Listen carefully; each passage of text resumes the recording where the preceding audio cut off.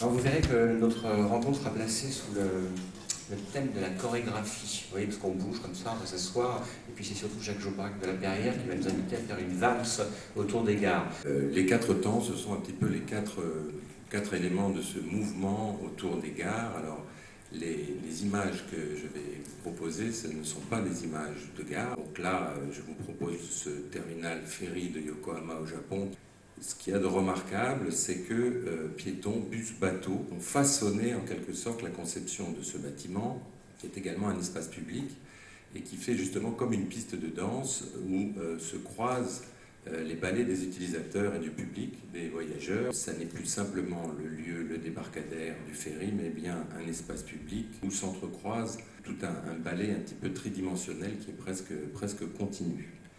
À quel moment on est dans la gare, à quel moment on est dehors, dessous ou dessus ou derrière, ça n'a pas d'importance. La fluidité qui est permise apporte un choix d'une multitude de situations et de comportements et justement de lieux et d'espaces où vivre. Ce qui est intéressant, c'est de parler avec votre mémoire des lieux et des choses, et surtout avec les gares que vous avez dans la tête. Les gens changent, la ville change, et même le sens de ce passage en gare change. Et si on n'est pas bien au clair sur ce qu'on veut exprimer par l'architecture et la façon dont l'architecture doit accompagner ces gens qui changent, cette ville qui change et le sens de leur passage, eh bien on ne peut pas travailler ou on ne fait pas une bonne architecture. En 20-30 ans, il y a deux sens qui se sont plutôt diminués leur acuité et deux sens qui ont augmenté. Deux sens qui ont diminué leur acuité, c'est Louis, ça on le sait bien. Et deuxièmement, en fait, plus surprenant, ils ne voient plus pareil. Ils ne voient plus pareil. Ils ont une largeur de champ, une profondeur de champ qui ont beaucoup diminué. Le même escalier, vu du même endroit, il y a 20 ans on le voyait, aujourd'hui on ne le voit plus. Il faut mettre escalier, là escalier, ici on peut monter, etc. Quels sont les grands concepts émergents? Qu'est-ce qu'il y a de vraiment neuf, pour dire ça plus simplement? Qu'y a-t-il de vraiment neuf? Y a-t-il du vraiment neuf dans le transport, dans la mobilité? Et qu'est-ce qu'il en est des gares dans tout ça? Alors, pour le faire, je vais situer le changement de paradigme éventuel de la gare dans ce qu'est le changement plus global de notre champ transport et mobilité.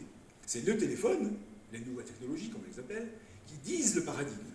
Vivre mobile, ça se dit en deux mots, c'est très simple. Voilà le nouveau paradigme. Jules Verne, 20 milieux sous les mers, le capitaine Nemo, le Nautilus.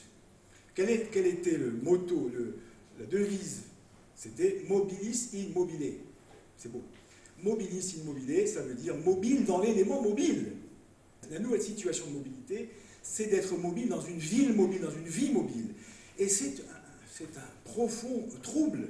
Est-ce que les innovations que tu as montrées, qui sont en projet, en particulier ce qui nous vient de Chine, c'est réaliste? Je ne sais pas si c'est réaliste, mais est-ce que c'est important que ce soit réaliste? Non, mais Georges a cité Jules Verne, on voit que finalement, à force de rêver, même des choses qui ne sont pas réalistes immédiatement, elles le deviennent. Donc, dans ce sens-là.